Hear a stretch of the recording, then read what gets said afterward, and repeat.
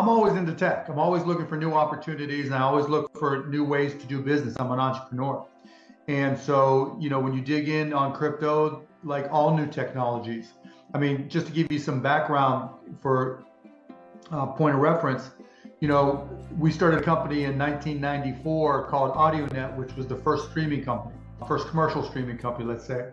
And then in 2000, we looked at new applications for using the internet, right? That was when the internet was just getting started.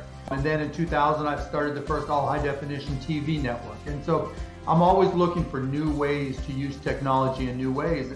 And so when crypto started to happen, I'd always paid attention and wasn't as excited about it as currency, but saw unique applications. And what really got me grooving on it was in 2020, when I started just trying to get updated on NFTs and started to really dig in and, more importantly, understand what smart contracts are about.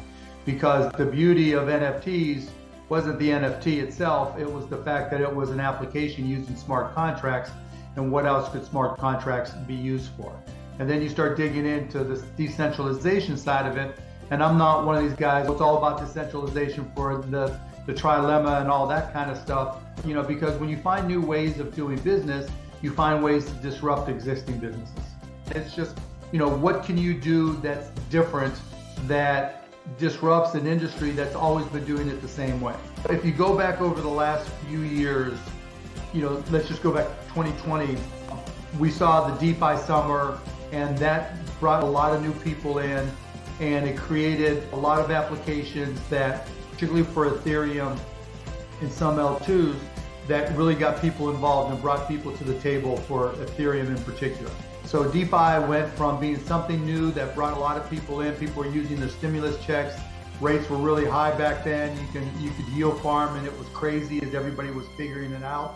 You had a lot of investor money coming in subsidizing yields, and so you really had you had this groundswell of people coming to crypto, and that was great. It was a unique application that really put people to work. Then you saw the same thing with NFTs. So you had NFTs as a cool application that led to utilization, because the thing about crypto that I think people sometimes fail to realize is you need users in order for people to buy and use the Ethereum or whatever it may be, right, to generate gas fees. Because if gas fees aren't being generated, or application fees aren't being generated, there's no real business there. And at the end of the day, it's still a real business that has to sustain itself. As the speculation started to dry up and prices dropped, you saw the people who were just in it for the speculation leave. And when they left, we've seen prices drop significantly, and they popped up some recently. Who knows if that's just bear market rebound and it's just temporary? I don't know. You can only guess. But what concerns me is the fact that there's not the next application. Right? We went from DeFi to collectibles. Now I'm trying to find value on the edges. I'm going to create an AI-based application that looks for the best yields across all the different DeFi platforms, and I'm going to automate that for people. It's not something that is groundbreaking. It's just an improvement on what's already being done, and that's not going to be enough to bring people back to crypto. A lot of non-traditional crypto users, because the thing that's going to drive crypto above and beyond just the cryptoites is something where you just have to use it. You just need to use it. There were zillions of them, right? And 99.99% of them failed. But there were a few of them, the Instagrams, the Snapchats, etc., where it said, okay, this is why I need a smartphone. I need that camera. I need to be able to use this app. Crypto has not had that moment yet where it's your grandma, your little brother, your little sister, all have to use it for different reasons maybe, but they need to use crypto because that's how they get access to the applications that they really want to have and want to use every single day. There's a great analogy between what happened in Silicon Valley with SaaS software and other applications, even like Uber, right? Where tons of money came in and subsidized all these apps.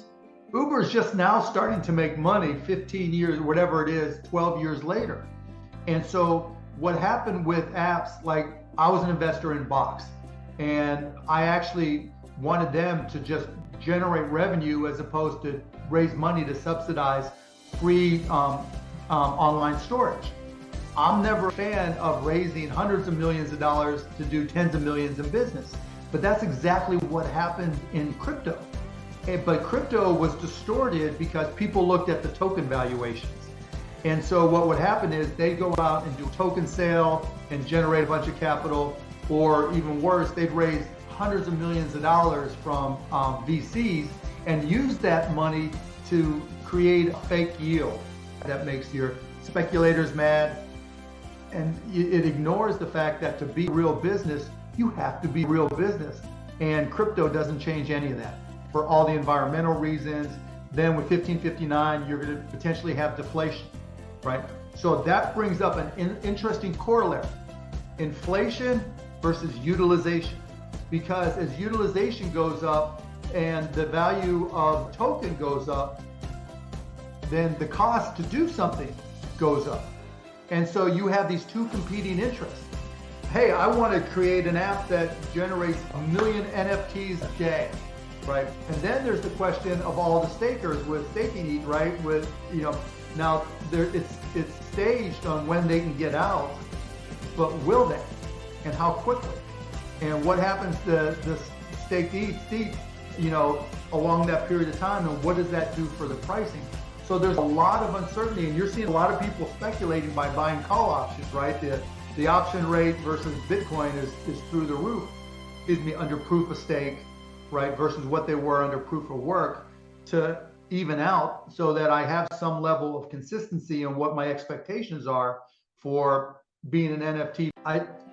It comes down again, where Ethereum really becomes valuable again is when the applications are there. Because if you think about it, there's no deflation if there's no applications use. Because 1559, it requires applications, and just buying Ethereum from somebody doesn't generate any of that. My thoughts on Cardano are the exact same as they are on Polygon and Ethereum. They're there, right? And you can go to Coinmetrics, you can go to all these different places and look for transactions. And I guess the people in Africa are not using it as much as they expected to, because you don't see the transactions, you don't see the fees, and the crypto, I use cryptofees.info a lot, but I look at number of transactions, and to me, that's the bellwether of success. And now they can be distorted, and you've got to smooth it out because somebody comes in for a play to earn game. But if someone comes in with one application, like on Polygon, some play to earn games came in and they were subsidized by investors.